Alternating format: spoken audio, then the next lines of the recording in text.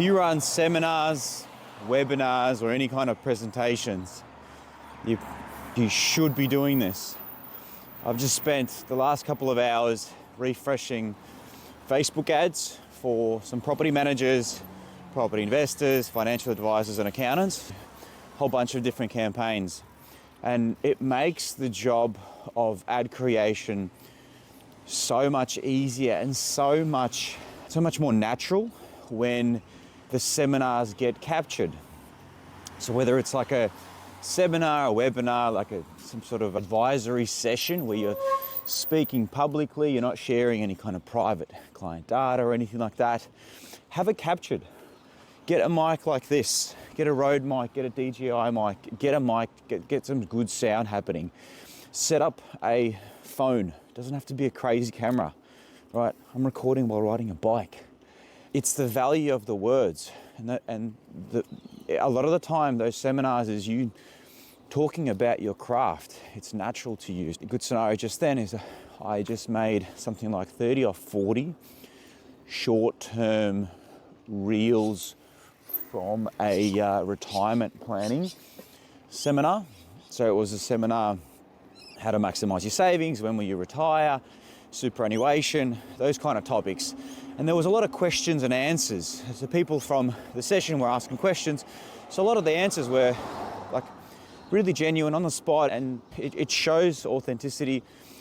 It shows that you're an authority on the topic. And this applies for an accountant or anyone that gives this sort of advice. Obviously, these are not private sessions. These are public sort of seminars that you run. Capturing them gives you barrels of content to dip into when you do want to run a Facebook ad.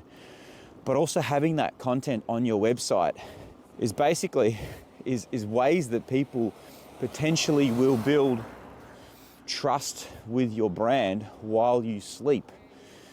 So when someone visits your website and flicks through some of your videos, your reels, YouTube channel, whatnot, and they spend 5-10 minutes and they do inquire, that lead is so much warmer than just someone that's just come off Google and just filled out a form, right? Because imagine this scenario. This person has sat through a few of your YouTube videos. They may have seen a few of your Facebook ads where you're sharing some value on maximizing your super and when will you retire, and answering some of those annoying questions with send a link and stuff like that. So you've already given a lot of value. That value will be remembered, right? So a micro trust signal is built. They're building trust with your brand. When they do inquire, they probably will inquire on a few other websites, but who will they have more of a connection to? Who they're going to be warmer to, right? You've already shared so much value. So another scenario is a property investor. There's actually quite a lot of scenarios. This particular one is we're running Facebook ads in overseas countries, essentially promoting Australian property. So Perth, Melbourne property, and so every now and again we will record long form videos on what we think the market is doing, what are the good suburbs, where should a foreign investor invest, where not to. What we actually found is the not to videos got the most attention. Don't do this, don't do this. These are the things to not look for. And then at the end, mention what you should look for. Near a post office, near a school, that kind of stuff. So all of this stuff, just like me talking about this stuff, is natural for the business owner or someone senior in the company that knows what they're doing to talk about, because they talk about this all day, every day. I did the math. I'm sitting on like something like 30,000 hours that I've been building ranking websites, running Facebook ads, Google ads, and things like that. So it's natural for me to talk about it without, not much editing is required, because I'm just sharing value of the things that I've done with a high track record of success. So the gist is, if you're doing some sort of a presentation, even if it's just like a one on a Zoom, record the screen. That's Zoom records, no problem. That's easy. That's version 1. Version 2, set up a second camera so it looks like you're presenting.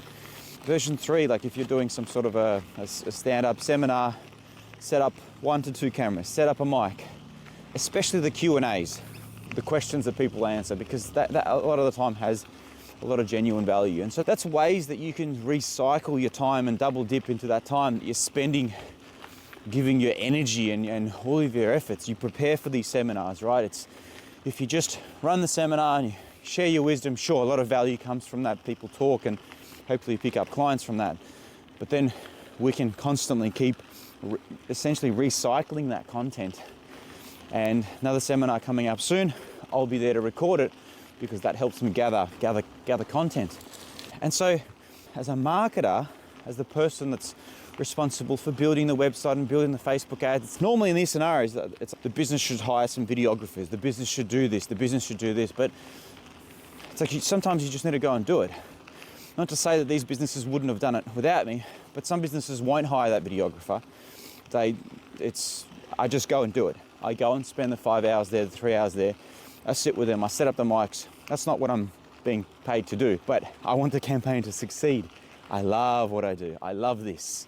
And I think this is now the third or fourth time I'll be catching up to capture content that now we're starting to see mature and used on Facebook ads, used on the landing pages of Google ads.